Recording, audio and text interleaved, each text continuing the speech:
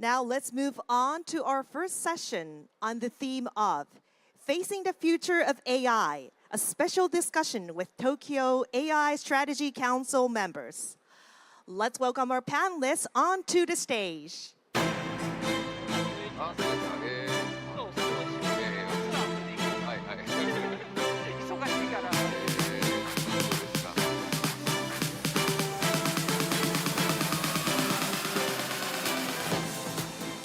Ms. Arisa Emma, Tokyo College, the University of Tokyo Associate Professor.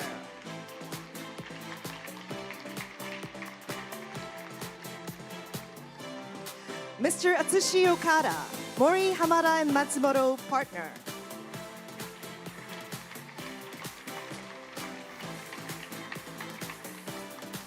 Ms. Akiko Murakami, Sompo Japan Insurance Incorporated, Executive Officer, Chief Data Officer, General Manager of Data Management Department.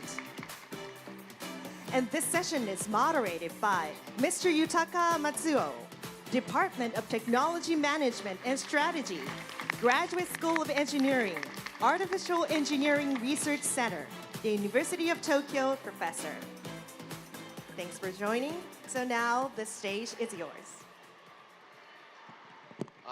Hi. Okay. Good morning, everyone. This is the session of Tokyo Metropolitan Government AI Strategic Council, and we want to talk about how the recent progress of AI, generative AI, and how the AI advancement will impact our society, including the Tokyo Metropolitan Government. And we are very honored that we have a very special guest here today, Emma-san, Okada-sensei, and Murakami-san.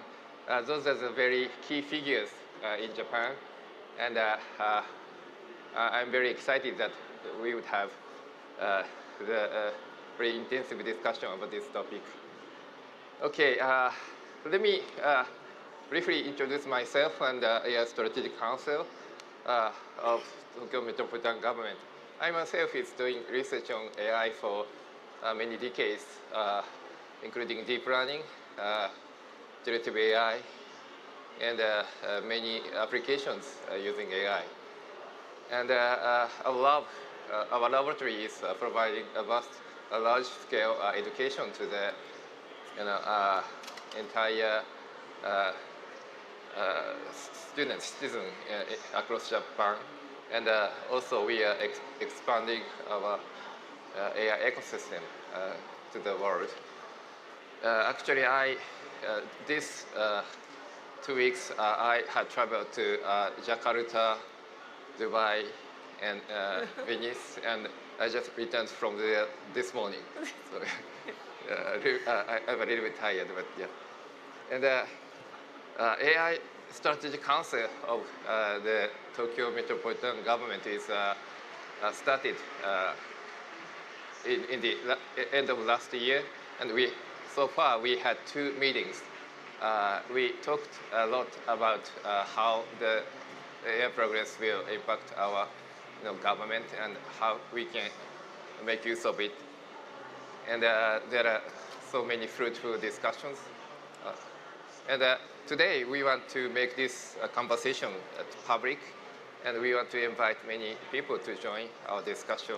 So that is the aim of this session. Okay, so now I want to pass to the participant. I want to make the first question, how the advancement of AI will impact our society. So this is the first question, and I want each participant to answer this question, including introduce yourselves. Yeah. Okay, so let's start from Emma-san. Okay, thank you very much, Matsuo-san. So good morning, everyone. My name is Arisa Emma. I'm Associate Professor at the University of Tokyo, and I also serve as the AI Strategy Council itself.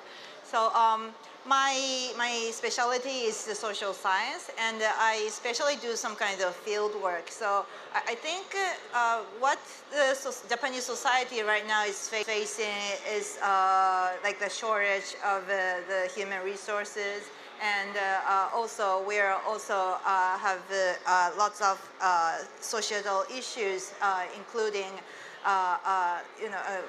For example, like the economic, the weakness of yen, or maybe the people are not so much coming. Well, there are shortage of not so much discussion on this AI governance issues. But I guess what we are actually talking in this AI Strategy Council, and also at the field of where the AI has been introduced, is that we actually, on one side, really benefit from the introduction of artificial intelligence. For example, like in the field of like the medical area, or maybe in the how do you say, for like in the education area, or lots of field, there's a shortage of manpower or the human resources, and the AI actually benefits for the efficiency for the work, and also because of that, they can also have the benefits of improving the quality of the work of or maybe the specialist can focus on their own work and not doing bothered by the other works. So that is one of the very good points of artificial intelligence, and that is why the artificial intelligence is actually promoted, not only to the government, but also the various areas. However, we also need to look onto the risks or the damages or the danger that the AI might provide to our society. So in this council, or not only limited to the council, we are actually talking about the balance, or maybe how to mitigate the risks, but also the maximize the benefits. And when we look at the risk side, there's a lot of risk. Of course, everyone knows, that the AI or maybe the Gen AI is actually causing some kind of misinformation, disinformation.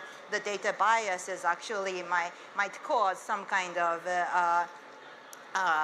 the privacy or the threat to the human rights, and all those kind of risks may have. But I think even though with that kind of risk, we are actually living in the society that we cannot live without these new technologies, and I think so that's why we are here discussing, and the human beings are actually, we are actually talking very interdisciplinary and internationally, and so to balance both the innovation and also the risk is very important. So here, I think people might be very excited about, in this booth and everywhere else, we are talking about what kind of thing that the AI can be done, but also we also need to think about the risk, and the governance and the ethics of artificial intelligence is the very important thing, and we need to consider the balance between where to find the right way to promote artificial intelligence. So that's my point of view. Okay, thank you very much. Taking balance is very important, and it was also the main issue of the government, the cabinet office, government AI strategy council, and the new AI Act that is in discussion in the national diet recently. Okay, so let's move on to Okada-san. How do you think? Good morning, everyone. My name is Atsushi Okada. I've been a private practitioner as a lawyer for more than 20 years. And my primary expertise is technology law, including data protection law, intellectual property law, and other various technology-related regulations.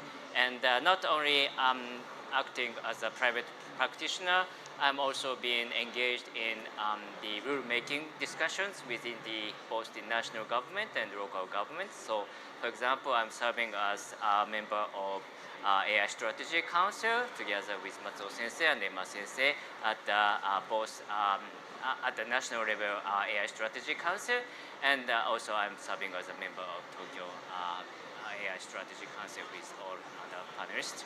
And it's a great honor to join today's discussion. So as role of private practitioner as a lawyer, I'm often advising my clients, especially focused on the risk issues, risk-related issues, for example, IP infringement and privacy infringement issue. But personally, I think, as Emma Sensei exactly pointed out, a well-balanced approach is pretty important. So both, as it is inevitable to, increase the productivity in the Japanese society, where the population is aging and then also labor force is decreasing, and also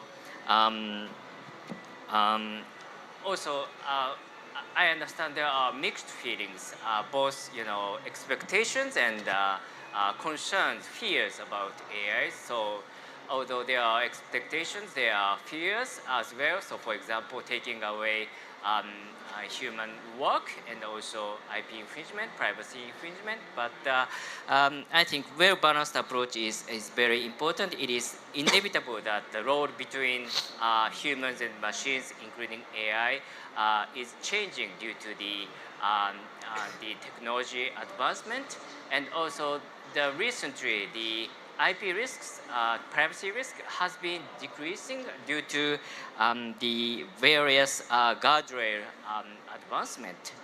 So it's not perfect, but I think we can now live in a world where, although being aware of the legal risk and various other risks, we can make maximum use of the AI. And I think in terms of copyright and privacy risks, I think there are some high-risk areas where, for example, automated decision making based on the biased information, biased AI output. But what is very important here is to classify where is the high-risk area and where is the low-risk area. So, for example, taking the copyright infringement as an example, of course, it is very important to look at the AI output, whether certain output infringes or similar to existing copyrighted works. But when you focus on input, there are various trade values. There are various values which act as a kind of trade-off. So, for example, if we narrow too much the volume of data for training AI, then we are sacrificing the, for example, fairness and unbiased input. So when you consider the risk, you need to consider various factors which could be acting as a trade-off, and take a very balanced approach. And if you look into the input area, if so long as output, you be much careful about output.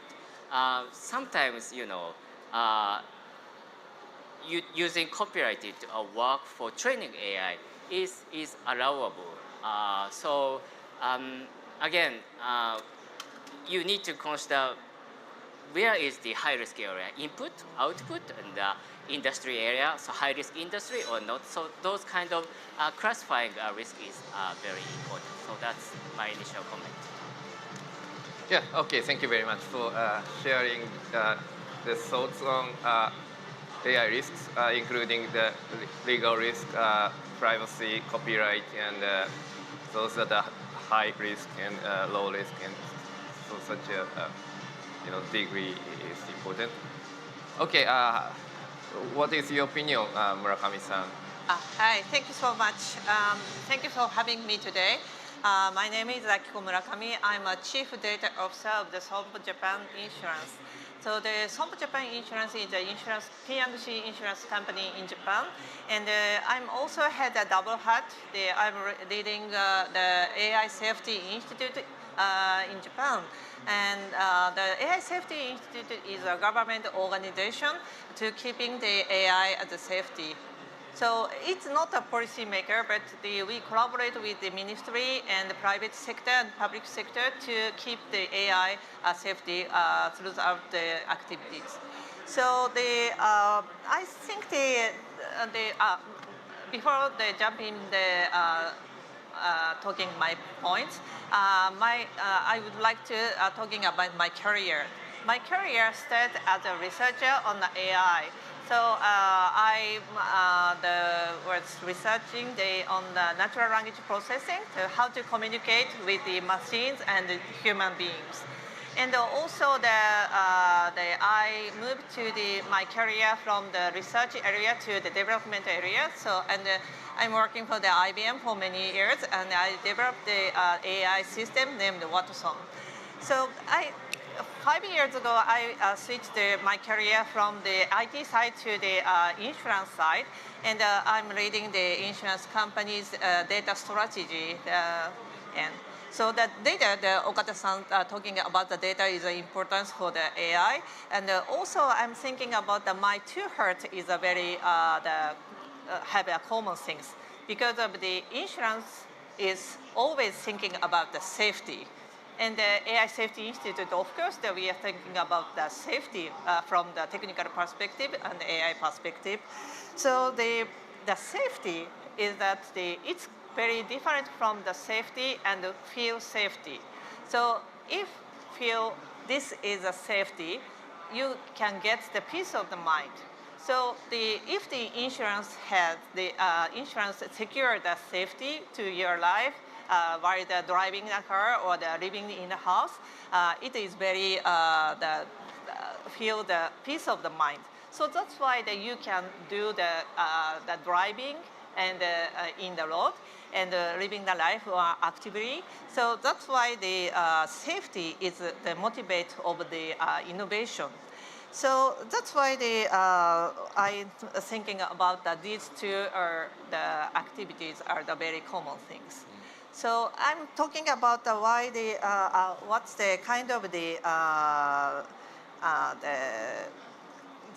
benefit of the AI is that AI helps us a lot especially for the efficiency of the work.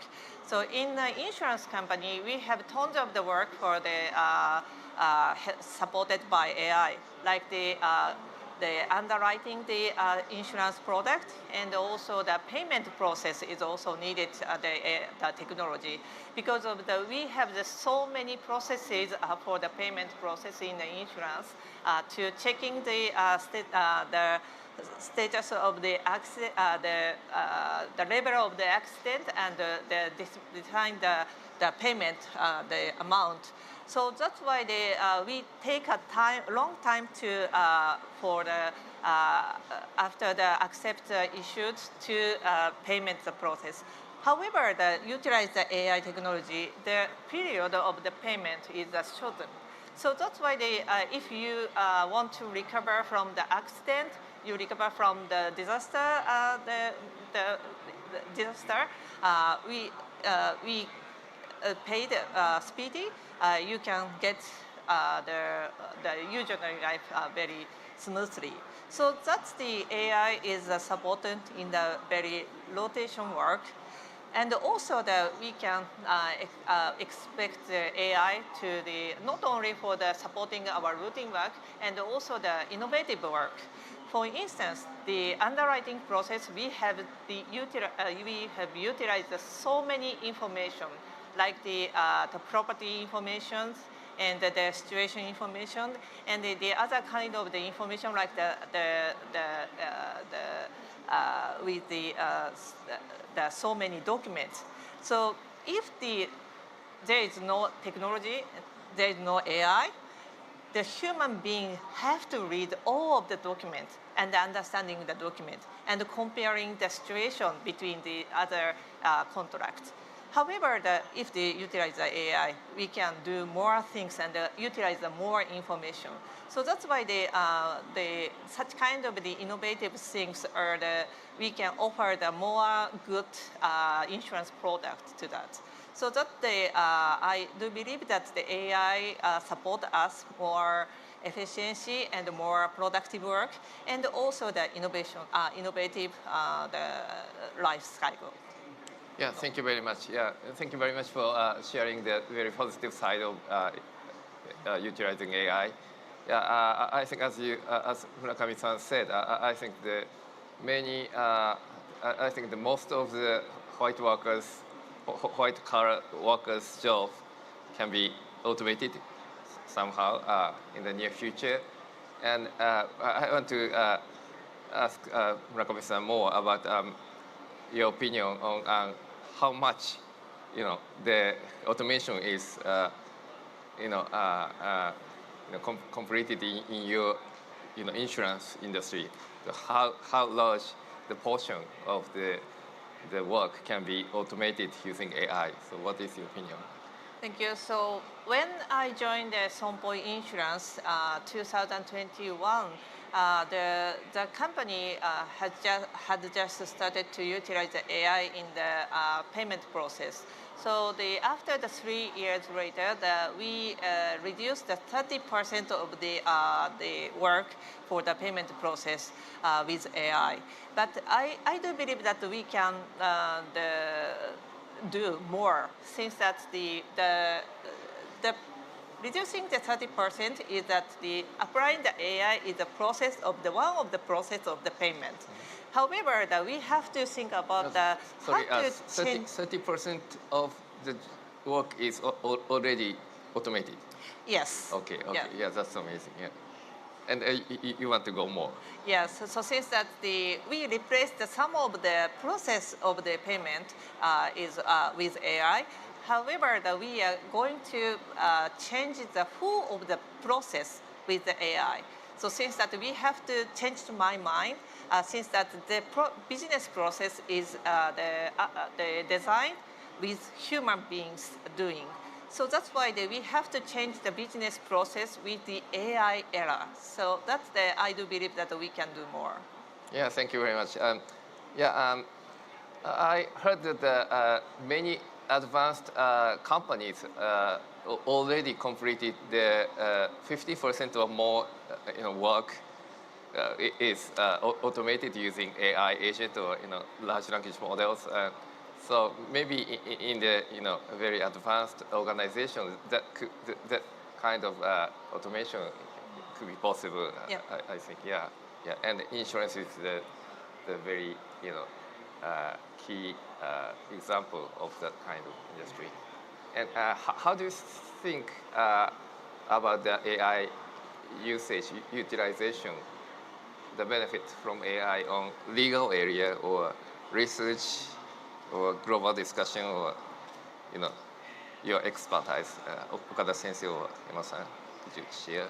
So maybe following what Murakami-san actually mentioned about. So I think there's a lot of the automation, the AI has been implemented into the business area.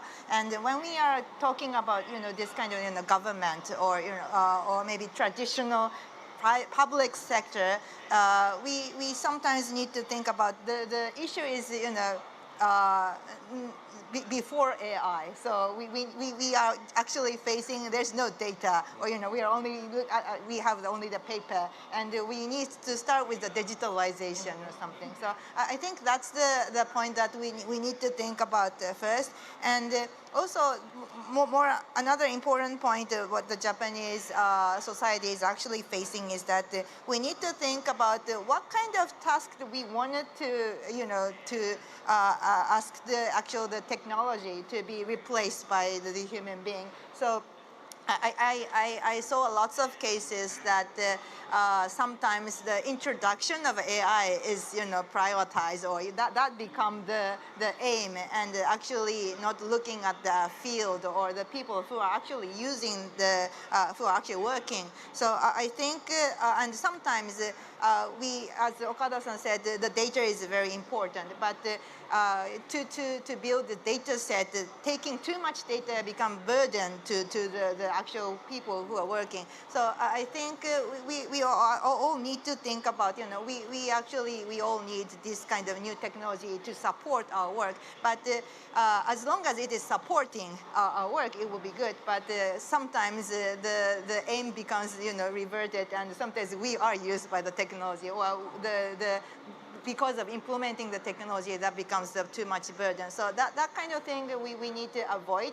And in that sense, I think the government role is very important, because they can be the leader or to show the good cases of what kind of ethical principles they show, or they tell the other company or the other related entities to be built. So with that, I think the government role is very important. And I am also working with some of the international organizations. But so this is also, the top-down and also the bottom-up activities. So there's a lot of principles, guidelines, but to make it effective, we also need to see how the bottom-up or the actual users are thinking about or using this new technology. So that's the thing. It's really important. And yeah, so maybe I will stop here. Yeah, thank you very much for thank you for mentioning about the government role. So maybe we can move to the second question. Okay. The second question is how should the government face AI to improve the quality of life of residents, citizens?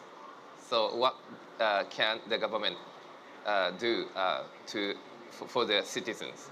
So that is the second question. And I would like to share the past discussion of AI Strategic Council of Tokyo Metropolitan Government. We had 2 discussions so far, and for example, there are many interesting discussions. For example, we talked about data center. In Japan, across Japan, recently, we are, there are lots of data centers newly built or, enhanced, or, so that is very good. Many regions have their own data centers. That is very good. But how about Tokyo Metropolitan Government? Should we have, should we enhance, should we strengthen the data center capability in Tokyo Metropolitan, Government? Or, what is the role? What is the coordination between the data center in Tokyo and data center in other districts, other area? So that is one interesting discussion we had. And we also discussed about how to foster AI talent in Tokyo. So we have many schools, high schools, universities, and how we can develop our AI talent in Tokyo. And also, how do we increase our AI development capability in Tokyo? So big tech in United States or many nations can now make large-scale generative AI, and how can we, as a Tokyo, develop, increase the capability of development? And another thing is, because this is such tech that is related, how can we, foster, incubate AI startups in Tokyo? And there are already many AI startups in Tokyo, but many of them are very domestic, and maybe we want to have more global AI startups in Tokyo. So what can we do for that? But those kind of discussions were held in the past 2 discussions in the AI Strategy Council. And maybe I want to ask, how do you think about that? What the government can do to, for the citizens in Tokyo? Shall we start? Okay, then. So Matsuo-san actually nicely introduced how the government or the Tokyo Metropolitan can support the development or innovation of artificial intelligence. And it's not only for the innovation reason, but also the security issue. It's becoming really important to think about this, data center or having the national LLM. And that's the one point that we need to think about from the societal point. And also, I also would like to raise the perspectives of the Tokyo metropolitan being the users of artificial intelligence. So they can become users of AI, but so it's the public sector. So we also need to consider there's various people who are actually influenced by the using that kind of artificial intelligence. So it's there's a lot of people. So the children or the elderly, they might be not so much familiar with this new technology, or maybe people with the disabled disabled people, or maybe the people from foreigners that might be not so much familiar with this Japanese custom of the culture. And in that sense, that can be support. The AI can be support to the people. But also that can become a hurdle. So it's other way around. So I think Tokyo is a very interesting area or the field, and we can consider the potential of the artificial intelligence. But also we also need to closely look at who is actually affected, or there might be person who cannot raise the voices that or may be burdened by this kind of new technology. So I think having this kind of council is really important, and we're not only from the government, but we're from the academia, industry, or maybe from the law sector. So with this kind of, we are not, I wouldn't say this is enough people. We also need to encourage you, so the general public and lots of stakeholders to be involved and to kind of think what will be the new Tokyo, or the other member was kind of saying a Shin Tokyo, New Tokyo strategy. So it's not that only the government think about this kind of vision, but it's ourselves that we actually need to think about. And AI's very interesting point is that it's kind of changing. So there's no ending of this kind of new technology. So it is said that this is always the beta version. So in that sense, it's somehow not feels like unstable, but in other way, we can say that our voices can be heard, and it can change in a better way. So let's take that as a hope, and we are also discussing to make the society better by having this various voices, or the international interdisciplinary discussion. Yeah, okay, thank you very much. How about you, Okada-sensei? Thank you. So in the Tokyo Metropolitan Government's AI Strategy Council, we discussed a wide range of issues, including AI governance, and also including how to contribute to industrial competitiveness, including established data center, contributing to research and development. And I want to add 2 points here.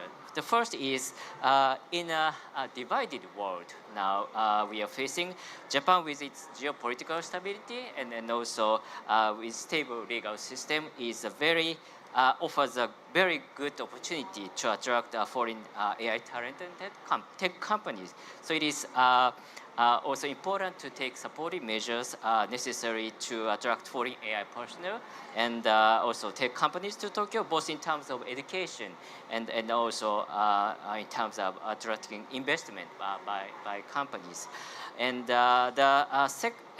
in doing so, I think it is not necessarily be the sole effort by the Tokyo Metropolitan Government, but the Tokyo Metropolitan Government can in collaboration with other surrounding local governments in the Greater Tokyo, Greater Kanto area to attract a lot of more AI-related investment.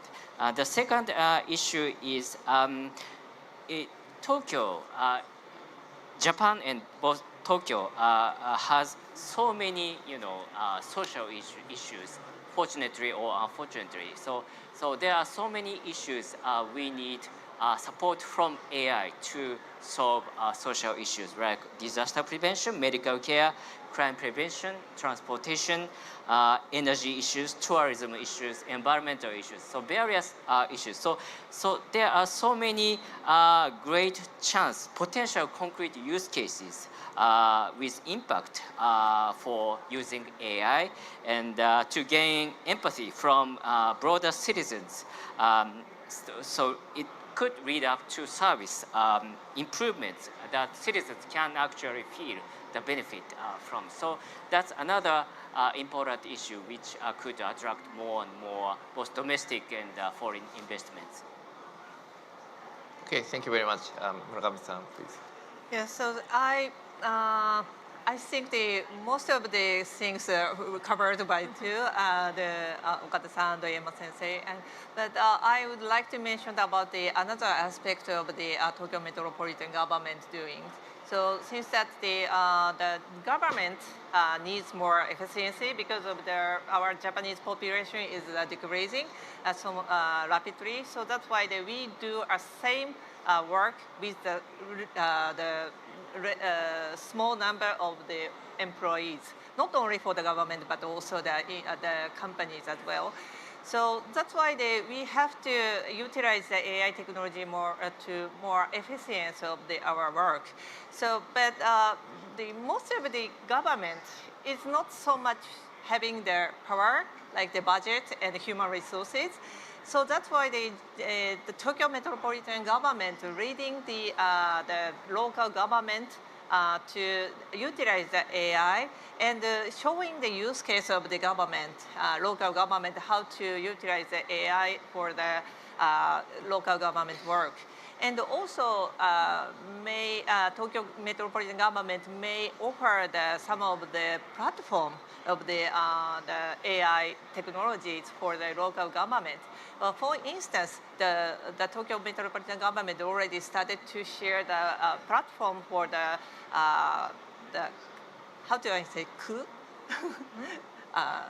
Shinjuku or other kind of the words. Sorry, thank you so much. And the words, so that the words utilize the AI more efficiency without taking a cost and the period of the time. So that's one of the aspects of the Japanese Tokyo Metropolitan Government can do the leading the local government in Japan. And also for innovation things, I do believe that the innovation is Emma-sensei mentioned about that innovation sometimes containing the risks. So for instance, for some kind of the decision process with AI, if the AI systems are biased, the results are also biased. So unfortunately, we did a biased decision before. For instance, for the recruitment for the hiring the people, the 20 or 30 years ago, the technological people are almost male. So that's why if the AI decides the CV, analyze the CV to accept the hiring, the male is preferred than the female. So that's not good things. So that's why we have to keep about the safety and not bias the AI system. So I do believe that the Tokyo Metropolitan Government can offer such kind of the providing the safety information as well. So I do believe that the Tokyo Metropolitan City do such kind of the important work.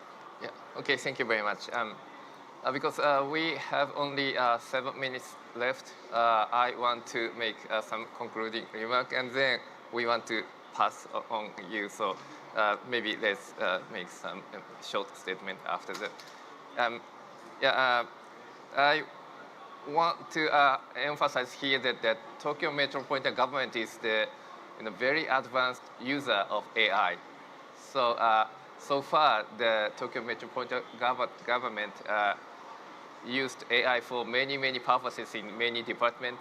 And thanks to the strong leadership of Miyasaka-san, deputy government, and Koike Chiji, Governor Koike, the Tokyo Metropolitan Government is so advanced compared to other, government in other countries or in Japan. Or so. Yeah, I think maybe it's very great.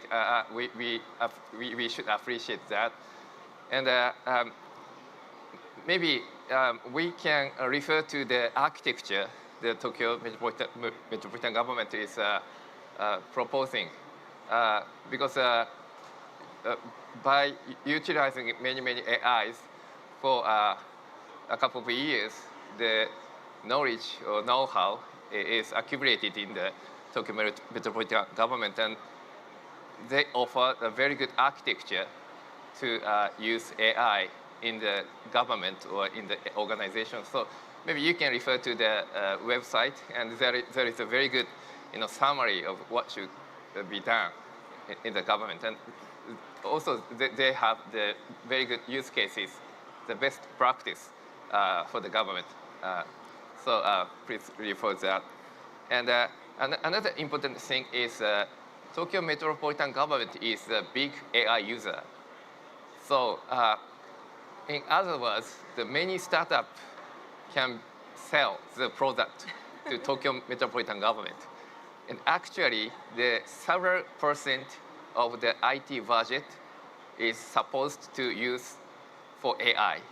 So that's the very advanced statement, declaration, and Tokyo Metropolitan Government decided that. So maybe the AI startups in Japan or across the world should make a pitch to Tokyo Metropolitan Government, and if their product is employed, it can be a very good for the advertisement to sell to the other organization. So in that sense, both sense, the Tokyo Metropolitan Government is so advanced and leading this AI field. Yeah, which I'm very proud of. Okay, and then if there's something you want to add, yeah, please go ahead. From Murakami-san. Yeah. Okay, so thank you. So I'm so excited to joining this discussion. So I do believe that the power of AI. So as I mentioned before, that my career started as a researcher on the AI, and at that timing, actually Matsuo Sensei and I spend that time in the Tokyo University at the same timing. At that timing, the AI had not so much power, but now we have the power with the AI. So I do believe that the human being can do more good things with AI technology. And thinking about the safety, but not the break of the AI, the innovation, but the safety accelerates as the more innovative work for our lifestyle. So, thank you. Thank you very much. Okada-san, please. Yeah, I think AI is literally changing every aspect of our lives, and including the communications within the government, and communication between the local government and central government, and communication between the citizens and government, and of course communication within our daily lives. But this is really a continuous movement, and I think it is a very good thing that the Tokyo Metropolitan Government, by engaging in very lively discussion and try to promote a lot of efforts from various perspectives. Now, I think in that process, it is critically important to to correct opinions from various stakeholders, including citizens, government, and various stakeholders. So such continuous feedback between the government and citizens and government and different agencies, that's very important. So it was very privileged honor for me to join today's discussion. Thank you. Thank you very much. Yeah, so today's session, I really enjoyed the talk, and I think I hope you also feel some kind of atmosphere of what kind of discussion is actually going on this AI Strategy Council in Tokyo Metropolitan Government. And I think, even though the actual agenda was talking about the benefits and, the good impact of the AI, but I actually talked about the risk. But I am not saying that we need to prevent this innovation. But like Murakami-san said, it's more like, accelerating the innovation. But also, think about like a handling where we wanted to go. So it's the whole big question is what kind of society we would like to live in. So that's the actual starting point. It's not starting from we wanted to use the AI, but we wanted to start from the society, and so that's the very important point. And I think this council is actually talking about the society, education, and also like the industry, security, safety issue, and the AI is the tool to make the world or the society or the Tokyo better. Yeah. Okay. Thank you very much. Thank you very much for the great comment and discussion today. And I want to make this AI Strategy Council more open to public. So we welcome every time the discussion from the audience, from other people. If you want to have some comments, please let us know.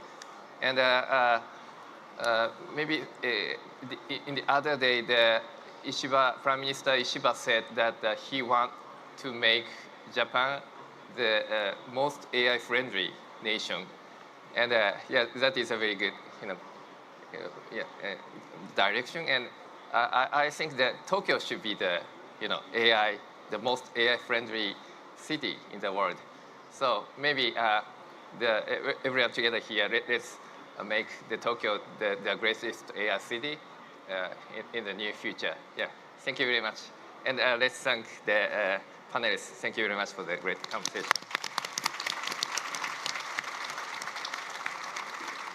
Thank you so much to our panelists and our moderator.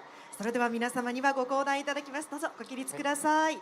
Let's send them with a big round of applause. Thank you so much. ありがとうございました。